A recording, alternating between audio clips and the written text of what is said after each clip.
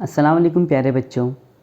आज हम leap year यानी कि लीप साल क्या होता है इसके बारे में तफसील से मालूमात हासिल करेंगे। तो बच्चों, जैसा कि आपको इससे पहले बताया गया है, मैंने ज़िक्र किया था ग्रिगोरियन कैलेंडर के बारे में।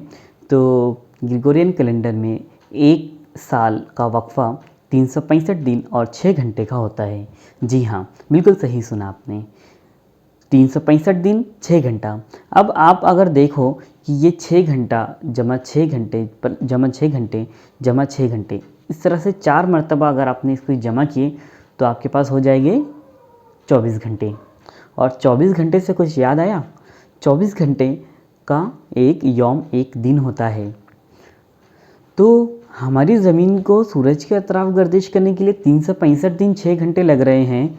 तो अगर ये 4 साल तक गर्दिश करेगी तो 6 घंटे जमा करेंगे हम, तो ये कुल मिलाकर एक यौम ज़ायद हमारे पास हो जाएगा।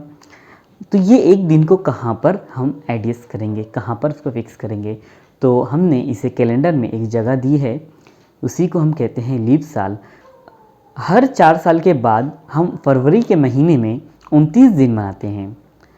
आप कैलेंडर उठा कर देखो तो आपको इस चीज़ का इल्म हो जाएगा कि हर 4 साल के बाद एक साल, ऐसे तो फरवरी में 28 दिन ही होते हैं, लेकिन जब लीप ईयर होगा, लीप साल होगा, उस वक्त फरवरी में 29 दिन होते हैं।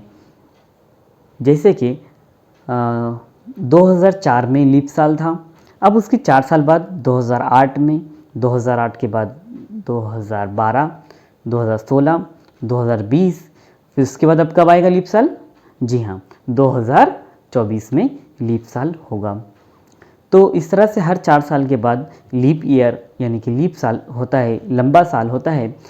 और ये इसे लीप ईयर इसलिए कहते हैं क्योंकि फरवरी के महीने में आमतौर पर 28 दिन होते हैं, लेकिन लीप ईयर में 28 की बजाय 29 दिनों का शुमार किया जाता है।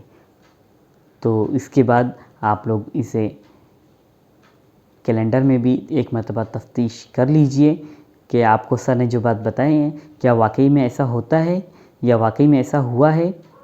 आपके पास मोबाइल है, आप मोबाइल में भी सर्च करके देख सकते हैं। ठीक है, लीप ईयर के बारे में इतना ही। अब हम हमारे अगले टॉपिक पर बढ़ते हैं। प्यारे बच्चों, आप जानते हैं कि पिछली जमातों में हमने पढ़ा है कि ज़मीन का महवर 23.5 दर्जा झुका हुआ है, जिसकी वजह से यहाँ पर दिन और रात और मौसम मसावी नहीं होते। यहाँ पर अगर हम ग्लोब की मिसाल लें तो आपको समझ में आएगा। हमने देखा कुतुब शुमाली N और कुतुब जुनूबी S। तो यहाँ पर होता ये है कि शुमाली हिस्से में यानी ऊपरी हिस्से में 22 मार्च से 23 सितंबर, जी हाँ 22 मार्च से 23 सितंबर में सूरज की रोशनी शुमाली हिस्से पर ज़्यादा पड़ती है, जिसकी वजह से वहाँ पर हरारत ज़्यादा होती है, यानी कि गर्मी ज़्यादा होती है। और इसके बरक्स 23 सितंबर से जुनूबी हिस्से में, तो अब हम जुनूबी हिस्से का अगर ज़िक्र करें तो यहाँ पर 23 सितंबर से 22 मार्च तक रोशनी, सूरज की रोशनी यानी कि सूरज की हरारत ज़्यादा पड़ती है, तो यहाँ पर गर्मी का मौसम उस वक्त होता है। आपकी दरसी किताब में एक सवाल दिया गया था कि अमीन को अपनी दादी को ऑस्ट्रेलिया लेकर जाना है और उसकी दादी को सर्दी से तकलीफ़ होती है, तो वो ऑस्ट्रेलिया में किन अय्याम में, किन दिनों में जाए। तो इसका अंदाज़ा आप इस तरह से लगा सकते हैं कि आप, ये सवाल आपके लिए है कि वहाँ पर 22 मार्च से 23 सितंबर के दरमियान मौसम में गर्मा होगा या मौसम में सरमा होगा, यानी सर्दी का मौसम होगा या गर्मी का मौसम होगा, उस लिहाज से आप अंदाज़ा लगा सकते हैं। ठीक है, अब बढ़ते हैं आगे। आगे बढ़ने से पहले मैं आपको एक बात बताता चलूँ कि जिस तरह से ज़मीन अपने महवर पर गर्दिश करते हुए सूरज के अतराफ में गर्दिश करती है, तो मैंने अभी आपको तज़किरा किया चाँद का। तो ये जो चाँद है ये सिर्फ और सिर्फ ज़मीन के अतराफ़ में गर्दिश करता है।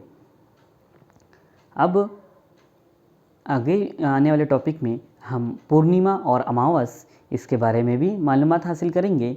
पूर्णिमा यानी कि पूनम कहते हैं उस हालत को जब आसमान में चाँद मुकम्मल तौर पर नज़र आता है, रोशन नज़र आता है, उसे पूनम कहते हैं। अमावस जब आसमान में आपको चाँद बिल्कुल भी नज़र नहीं आएगा, वो धीरे धीरे घटते हुए ख़त्म हो जाता है, नज़र नहीं आता है, उस हालत को अमावस कहते हैं। उसके बाद हम कमरी महीना और कमरी दिन भी देखेंगे। आज की वीडियो में इतना ही। मिलते हैं अगले वीडियो में, तब तक के लिए अपना ख्याल रखिए। शुक्रिया।